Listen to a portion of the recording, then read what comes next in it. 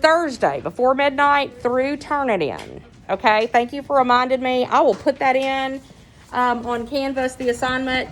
I just hadn't, gotten to do that yet. That's the final one? The final draft through Turnitin before midnight on Thursday. Got it? Okay.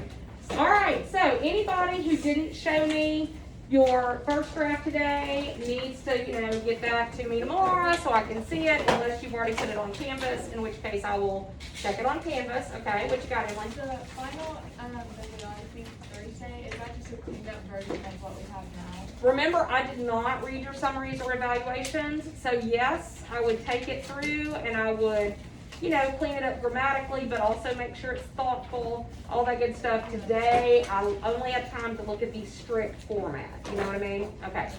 All right, so we're going to be looking at this play called Our Town by Thornton Wilder. And on your paper that you have out, you need to jot down a couple of things, okay? So laptops should be put away.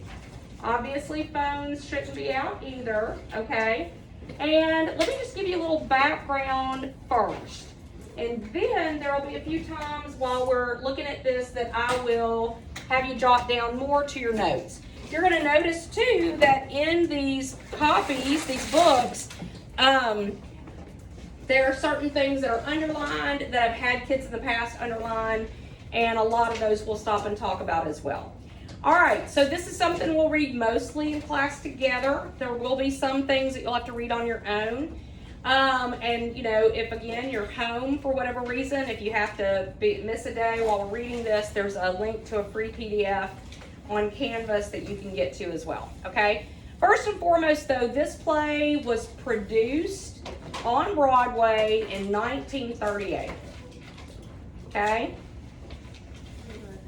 1938. It was produced on Broadway, 1938. Now we can assume that means it was written around that time as well.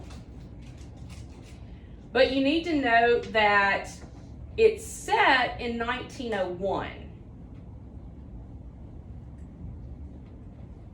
So it's written in the late 1930s, but it's set around the turn of that century. In fact, it starts in 1901 and it actually spans about 9 years, which is a lot for a play, right? So a couple of things. First off, what's going on in America in the 1930s? Great Depression. We talked about that before, okay? 1938, we're not involved directly yet, but what's happening in Europe? I mean, we're getting into World War II, right? We're not directly involved until 1941 when the Japanese bomb what? Pearl Harbor, okay? So as a world, things are getting pretty hectic, crazy, chaotic. World events are huge at this time, okay? So Thornton Wilder sets this play in a simpler time. He sets this play in 1901 and then it runs through 1910, okay? So it is told from, it's narrated by the stage manager. So in this play, you might want to jot this down too. In this play, the stage manager doesn't just work behind the scenes like typically a stage manager would. The stage manager is a character in the play. And the stage manager is omniscient. Okay, I think that's OMNISCIENT, omniscient. What does omniscient mean? All-knowing. All-knowing. He knows the future, he knows the past. He's almost like a God figure in this play. Now, write this down as well. It's set in Grover's Corners. It's set in Grover's Corners. It's a small town in New Hampshire. Corner? Yeah, Corners. So Grover's, Grovers, right, apostrophe S, and then Corners, Corners, okay? Grover's Corners, all right? So this is set in a small town 120 years ago. Very simple time. What we're going to find out, guys, is that It has universal themes. This is a play that discusses traditional themes like life, love, even death. Okay? But it is staged in a very non-traditional way. Okay? It's staged in a non-traditional way. So if you walked in to see a production of Our Town, and y'all, this is one of those plays that is staged like every day of the year. It is said that it is being staged in multiple places around the world. Like, it is still incredibly popular. But if you were to walk in to watch this staged, if you didn't know anything about the play, you would be probably a bit confused, because you would walk into a theater where there was nothing on stage. And most times when you walk into a theater to watch a play, what do you see on stage? Props. You see props, you see a stage set, right? And a play is supposed to like transport you to the scenery, the setting, kind of make you forget that you're at a play, okay? This is not that kind of work. This is constantly reminding the audience that they are actually watching a play. Very little scenery, very few props. And what that does is it strips all that stuff away so that you have to really listen. You have to listen to what the characters say to each other. And when you've got characters that come down, for instance, to make breakfast, because they're going to do that at the beginning of the play, they're pantomiming all these gestures of, making breakfast for the family. Now, this may be a new word for you. Write this down. This play is a microcosm. A microcosm. M-I-C-R-O-C-O-S-M.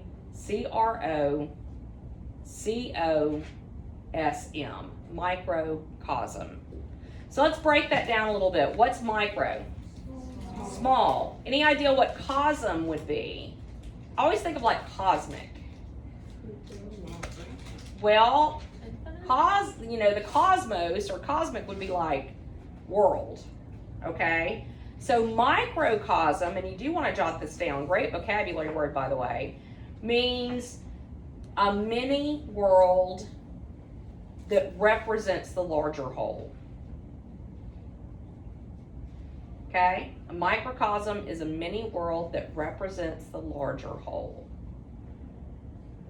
So even though this play is set so long ago, we're going to find that there are things that people grapple with in this play that we are still grappling with today, wrestling with today. What it means to live a full life, what it means to be happy, what it means to, to deal with grief and even, death, right? So this is not one of those plays that has like this great drama involved. The Crucible is a dramatic play, right? This is very, subtle, but it has these fantastic lessons that we're gonna look at, okay? All right, find Act 1. I'm gonna read for the stage manager because he's got lots and lots and lots of lines, and that allows me to get through it quickly and also explain things as we go. So go to Act 1, okay? And as we get to the parts, I'll be giving you guys parts, okay? All right, so here we are, Act 1, no curtain, no scenery. The audience arrives, sees an empty stage in half light. The stage manager, hat on, pipe in mouth, because back in the old days, everybody smoked, okay? Enters and begins placing a table and 3 chairs downstage left, that would be here, and table and 3 chairs downstage right. He places a low bench at the center of what will be the Webb household. Okay, so he's going to set basically a place for the family to sit at the Gibbs house. That's one family. And then at the Webb's house here. And we're going to be able to imagine seeing into their kitchen and seeing them as they eat breakfast together, things like that. This play is called Our Town. It is written by Thornton Wilder, produced and directed by, and then he would name the actual, person that's directing it, right? In it, you will see Diamaya playing Emily. You will see Bailey playing Mrs. Gibbs. You will see Annalise playing, and he would name all the characters, or, the most characters, right? The name of this town is Grover's Corners, New Hampshire. It's just across the Massachusetts line. And then he gives the latitude and longitude. Because y'all, as a microcosm that like represents the larger whole, he's placing it on the global map. Okay? It is latitude 42 degrees 40 minutes, longitude 70 degrees 37 minutes. The first act shows a day in our town. So the first act is about daily life. The day is May 7th, 1901. The time is just before dawn. The sky is beginning to show some streaks of light over in the east there behind our mountain. The morning air, or the morning star, always gets wonderful bright the minute before it has to go, doesn't it? Well, I'd better show you how our town lies. Now, up here is Main Street, and way back there's the railway station. Tracks go that way. Polish towns cross the tracks. Some Canuck families, Canuck would be Russian, okay? Over there is the Congregational Church, Cross Street Presbyterian, Methodist, Unitarian over there. Baptist is down in the hollow by the river. Now, I was raised Southern Baptist. Why would the Baptist church be conveniently located by the river? So you get baptized. That's right. Okay. Let's see. Catholic Church is beyond the tracks. Here's the town hall and post office combined. Jail's in the basement. Bryan, that's William Jennings Bryan, who was a very famous politician back then, once made a speech from these very steps here. Along here's a row of stores, hitching posts and horse blocks in front. First automobiles going to come along in about 5 years belong to Banker Cartwright, our richest citizen, who lives in the big house up on the hill. Now, this is where we find out that the stage manager is omniscient. He knows what's going to happen 5 years in the future. So when this play starts, it is pre-automobile. I mean, they had them, but folks didn't have them handy, right? So very simple time. Here's the grocery store. Here's Mr. Morgan's drugstore. Most everybody in town manages to look into those two stores once a day. Public school's over yonder, high school still farther over. 8:45 mornings, noontime, and 3 o'clock the afternoon, the whole town can hear the yelling and screaming from those schoolyards. Now, this is Doc Gibbs' house, and this is the back door, and there would be stagehands who would bring out 2 trellises. Have y'all ever heard of a trellis? Okay, so a trellis is this arch, right? It's this arch that is usually made out of wood, sometimes metal, but it has often like flowers growing through it. You sometimes see them over gates. And he says, this is going to be the back door to the Gibbs house. And he brings out another trellis and he says, this is going to be the back door to the Webb's house. And then he says, there's some scenery for you folks who feel like you need some scenery. Okay, so he's reminding us that we're an audience at a play, okay? This is Miss Gibbs' garden: corn, peas, beans, hollyhocks, heliotrope, a lot of burdock. In those days, our newspaper come out twice a week, the Grover's Corners Sentinel. And this is Editor Webb's house, and this is Miss Webb's garden, just like Miss Gibbs, only it's got a lot of sunflowers too. Right here's a big butternut tree. Nice town, know what I mean? Nobody very remarkable ever come out of it, as far as we know. Earliest tombstones in the cemetery up there on the mountain say 1670 to 1680. There are Grovers and Cartwrights and Gibbses and Hershey's, same names as are around here now. Now, what does that tell you if the cemetery goes all the way back to the late 1600s? Okay, that's the time of the witch trials, y'all, all right? And the same names that are on the cemetery stones are the same names of the people that live there now. What's it say? They don't live. I mean, they don't live. They don't leave, right? So it's not like, these days, a lot of folks who grow up in small towns nowadays do what when they become, adults? They leave. This is back in the old days when a lot of times you kind of stayed put, right? And if you traveled, you probably didn't travel overseas. You may not get to travel a whole lot in your whole span of your lifetime. Okay? All right. Well, as I said, it's about dawn. The only lights on in town are in a cottage over by the tracks where a Polish mother's just had twins, and in the Joe Crowell house where Joe Jr.'s getting up to deliver the paper, and in the depot where Shorty Hawkins is getting ready to flag the 545 for Boston. Naturally, out in the country and all around, there have been lights on for some time with milking and so on, but town people sleep late. Another day's begun. So it's important that the first act, that you understand it starts at the beginning of the day, okay? Of course, you can probably guess that the end of the act's gonna be the end of the day, right? There's Doc Gibbs coming down May Street now, coming back from that baby case, and here's his wife coming down to get breakfast. Doc Gibbs died in 1930. The new hospital's named after him. Miss Gibbs died first, long time ago in fact. She went out to visit her daughter Rebecca, who married an insurance man in Canton, Ohio, and she died there, pneumonia. But her body was brought back here. She's up in the cemetery there now, and with a whole mess of Gibbses and Hersheys. She was Julia Hershey before she married Doc Gibbs in the Congregational Church. Now this is probably highlighted. In our town, we like to know the facts about everybody. All right, let me ask you guys this. Are any of y'all from like Belcher or Blanchard or Houghton? Okay, so which town? Blanchard. Blanchard. Does everybody know everybody? Pretty much. Absolutely. What about you, Bristol? Blanchard. Did y'all know each other before coming to Bird? We went to Herndon together. Pretty much, yes, right? Small town folks know everybody's business. Now, I was raised in Shreveport, which is not a big city, but it's definitely not a small town. So this is something that I only know of because my dad was raised in a small town and knew everybody. And in that small town, I remember going to visit my grandparents, and every evening, I'm talking every evening, they would pull the lawn chairs out and they would sit in their yard and they would talk. And they would talk till, it was time to go to bed, or at least till dark. So what they talked about was their neighbors and what's going on in that little town. Everybody knows everybody else's business. Okay? That's not always the way it is now. You may not know your neighbors as well as, we did way back in the old days. Okay? All right, so there's Miss Webb coming down to get breakfast, and that's Doc Gibbs. Got that call at 1:30 this morning to deliver the twins. And there comes Joe Crowell Jr. delivering Mr. Webb's Sentinel. Now, all right, Doc Gibbs, let's see. Charlie, read for Doc Gibbs.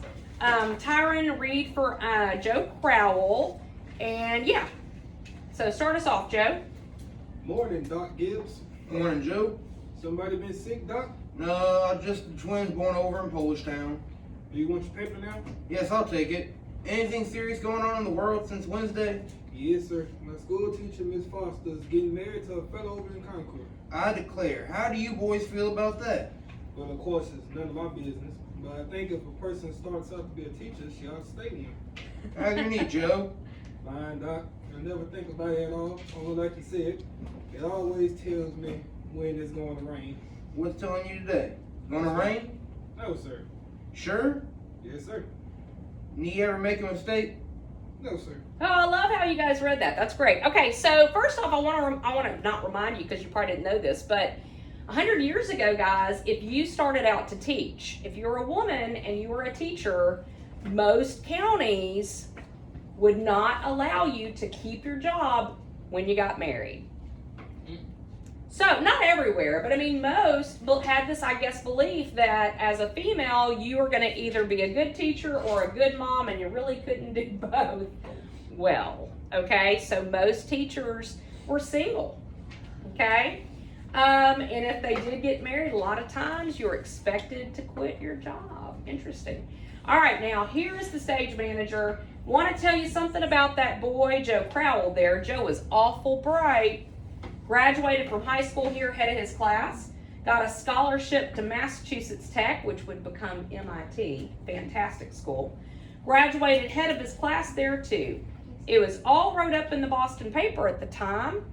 Going to be a great engineer, Joe was. But the war broke out and he died in France. All that education for nothing. Okay? So, very understated. He doesn't get super dramatic about this, but Joe was going to be an engineer, really bright, really smart. What do engineers do? Build things. Build stuff. build things, okay? And he says the war broke out. He died in France. What war? World War I. World War One. Good, because remember it's set in 1901. He died in France. All that education for nothing. So in this very, you may want to make a note of this, y'all. In this very understated manner, this very stark and direct but understated way, Wilder makes a comment about the nature of war. In this passage, he tells us very simply what about war? Takes people. It's a waste. Now, that's going to be important because remember the time period that it's written. Remember that it's written out of that time right before, we are getting involved in World War II. All right, now Howie Newsom is the guy that delivers the milk. So, Micah, read for Howie Newsom. Go ahead. Good night, Bessie. What's the matter with you today? And Bessie is his horse that he would use to cart the milk around. Here comes Howie Newsom delivering the milk. Go ahead. Morning, Doc. Morning, Howie. Somebody sick? Pair of twins over at the Miss Gorlowski's. Goralski's. Twins, eh? This town's getting bigger every year. Going to rain, Howie? No. Fine day. That'll burn, though. Come on, Bessie. Hello, Bessie. How old is she, Howie? Going on 17. Bessie's all mixed up about the route ever since the Lockharts stopped talking their quart of milk every day. She wants to leave them a quart just the same. Keeps scolding me the whole trip. Yeah, so back, and really up through like the 1960s, I mean, your milk was delivered fresh every day. If you ordered it and wanted it, your milk would be delivered fresh every day, right? So let's see. Miss Gibbs comes down. Go ahead, Miss. Oh, I might not have a Miss Gibbs. Emily, read for Miss Gibbs. Good morning, Howie. Morning, Miss Gibbs. Doc's just coming down the street. Izzy, it seems like you're late today. Yes, something went wrong with the separator. Don't know that was Doc. Howie. Yeah, so like it's Doc, Howie, and they, leave each other. Okay, Miss Gibbs is gonna try to get her kids up. Go ahead, Miss Gibbs. Children, time to get up. Come on, Bessie. George, Rebecca, everything all right, Frank? Yes, I declare, easy as kittens. Bacon will be ready in a minute. Sit down and drink your coffee. You can catch a couple hours sleep this morning, can't you? Miss Wentworth's coming at 11. Guess I know what it's about, too. Her stomach ain't what it used to be. Yeah, so he's the town doctor, and the whole doctor-client privilege is not a thing, right? He's like, yeah, her stomach's not right. Go ahead, Miss Gibbs. All told, you won't get more than 3 hours sleep. Frank Gibbs, I don't know what's going to become of you. I do wish I could get you to go away someplace and take a rest. I think it would do you good. All right, Morgan, read for Miss Webb. Emily, time to get up. Wally, 7 o'clock. I declare, you gotta speak to George. Seems like something's come over him lately. He's no help to me at all. I can't even get him to cut me some wood. Is he sassy to you? No, he just whines. All he thinks about is that baseball. George, Rebecca, you'll be late for school. George. George, look sharp. All right, let's see. I only have one more. Oh, no, I got two guys in here. So, Jahi, read for George. Yes, Paul? Don't you hear your mother calling you? I guess I'll go upstairs and get 40 winks. Wally, Emily, you'll be late for school. Wally, you wash yourself good or I'll come up and do it myself. Nehemiah, read for Rebecca. Mom, what dress shall I wear? Don't make a noise. Your father's been out all night and needs his sleep. I washed and ironed the blue gingham for you special. Yeah, gingham's just a fabric. Mom, I hate that dress. Oh, hush up with you. Every day I go to school just like a sick turkey. Now, Rebecca, you always look very nice. Mama, George's throwing soap at me. I'll come up and slap the both of you. That's what I'll do. All right, so that's where we're going to stop. But here's the deal, guys. Y'all probably don't eat breakfast together as a family. Is there anybody in here who sits down and eats breakfast with your family? I mean, I've had a few kids who have, and that is such a throwback. Because I would dare to guess, a lot of you guys don't eat breakfast. I do. Do you really? I love that. I love that. So, like, I'm not a breakfast person, so I always skip breakfast. I drink coffee or tea, right? But this is a time when the women made 3 meals a day. You didn't drop through McDonald's. There was no McDonald's, right? You didn't pick up coffee at the coffee shop. I mean, you ate what was prepared for you. Hang on, give me a second. We're not quite there yet. So things are very different. Yet at the same time, some things never change. The mom fussing at the kids to get up for school. I mean, isn't that sometimes how it is at your household? Or do you get yourselves up and get to school on your own? So Tyron's like, I get myself to school and he's on time, so that's a good thing. My kid, when he was growing up, I would say, I think I might have told you this before, but I would say, Ben, get out of bed. Ben, get out of bed. And he would throw his leg. Have I told y'all this? No. He would throw his legs over the side of the bed and stomp on his floor, thinking that I would believe he was getting up and going to the bathroom to get in the shower. And I think that fooled me once, right? And then after that, I was like, stop stomping and get in the shower. And then once he was in the shower, I was like, okay, it's safe to come to school. I would never wait on him. We never rode to school together because he'd make me late.